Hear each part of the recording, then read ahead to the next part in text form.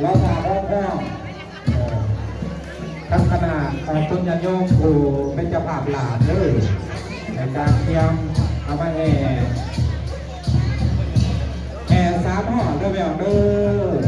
ซาเยอะโฮเยอะสามห่อจะคอยให้พวกสามห่อเนาะ